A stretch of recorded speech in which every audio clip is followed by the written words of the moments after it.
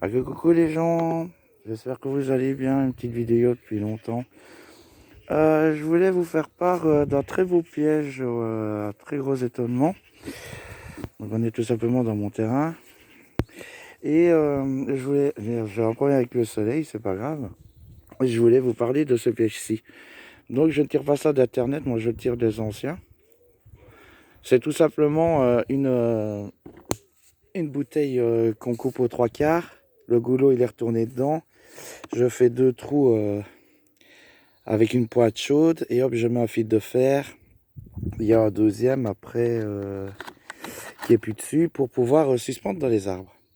Et qu'est-ce qu'on va trouver dans ce piège là? Donc vous mettez un mélange de grenadine premier prix, hein, de budget Winnie avec du vin rouge. Et on remarquera que c'est tapissé, ceci en 5 jours. Alors on ne le voit pas trop. Donc on voit très bien les œufs de mouche. Voilà, quand ça fait focus, c'est rempli d'œufs de mouche. C'est que des mouches. Et aussi ce que je voulais surtout vous faire part, c'est que donc en fait au début on tape peut-être un peu plus de frelons de guêpes.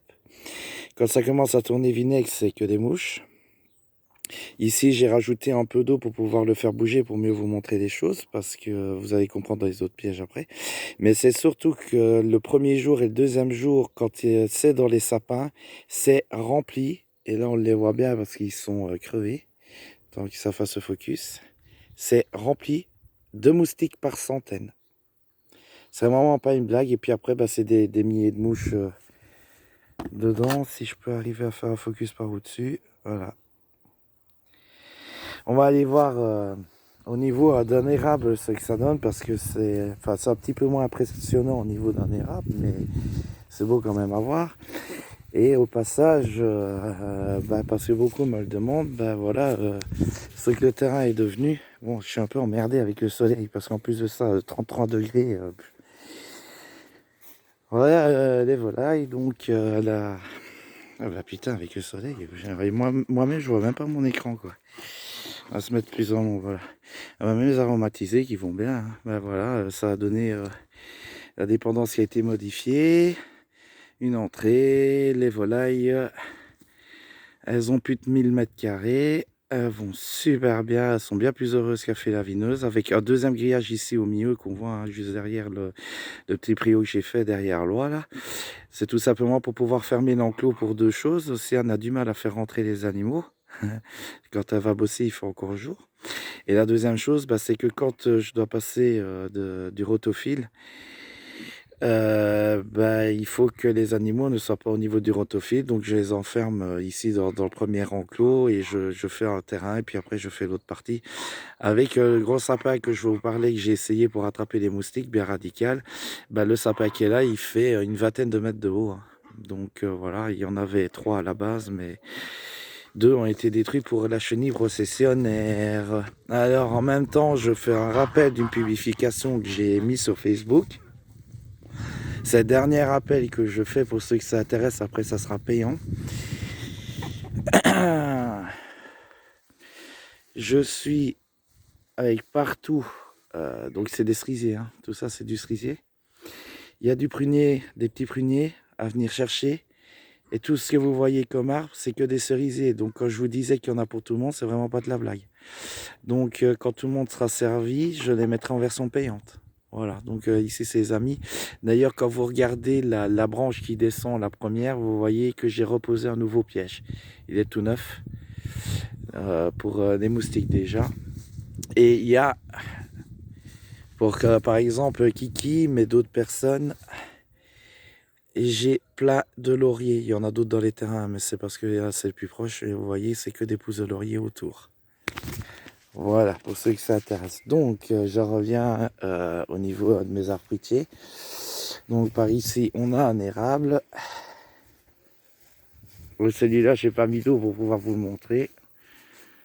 Le voici tant que ça fasse un focus. Il est complet et je vous ferai même remarquer, il n'y a plus de liquide. Donc, malheureusement, j'ai chopé dans celui-là, malheureusement, un papillon que je vais essayer de ressortir.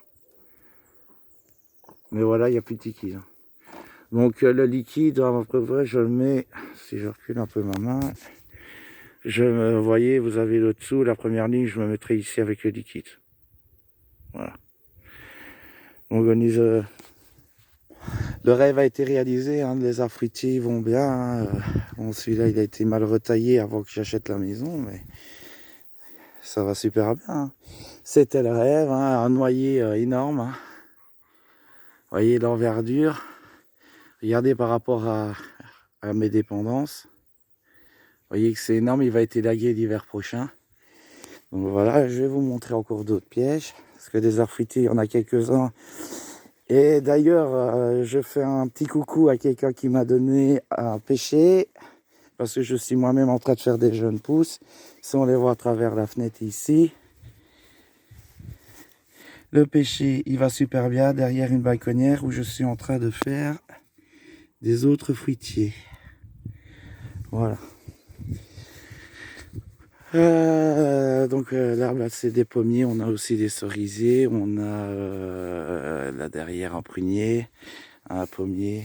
Voilà, un premier pommier, le deuxième, qui lui est bien énorme. Et au niveau des pommiers, c'est ça que je voulais vous montrer. Si je les retrouve, il y en a plusieurs. Le temps que ça arrive à faire un très beau focus.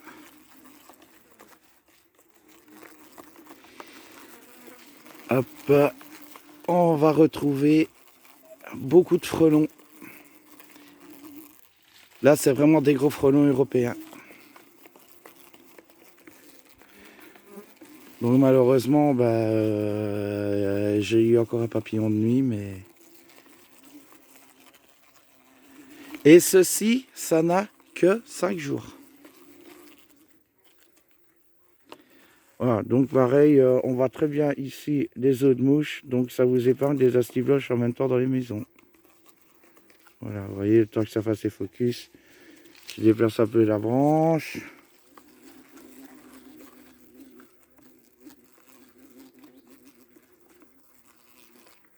Vous voyez ce qui se lève là, c'est les frelons, hein, tout simplement. Et donc là, par contre, j'ai un peu plus de liquide dedans, mais... Vous voyez, il y a quand même encore pas mal de liquide dans celui-là, mais... Voilà, et puis si j'en ai encore un autre, mais bon, moins efficace quand il n'y a pas d'arbre fruitier. Voilà, Cro-Blanc, il va très bien aussi dans son grand terrain. Hein, parce que là, on a 1000 mètres carrés aussi. Quand c'est pas dans des arbres fruitiers, c'est un peu moins efficace, mais on attrape quand même. Mais voilà. Et bon, voilà, autour de la maison, il n'y a pas vraiment de voisins. Des champs avec des maisons au loin, mais c'est surtout que j'ai la chance d'avoir des bois tout autour. Donc... Voilà ce que c'est devenu. Hein. Il a fallu beaucoup retailler. Et voilà, l'érable, si je peux arriver à roucouler pas mal donc l'érable, le sapin, l'érable, ils sont à peu près à la même hauteur. Et quand on regarde le noyer à côté, il est beaucoup plus haut. Hein. Donc, c'est la joie de la campagne. Hein, et voilà. Je vous montre pas la maison, ce sera dans les prochains tours parce qu'il y a beaucoup de choses à montrer. Donc voilà, je vous fais des gros bisous et je vous dis à bientôt.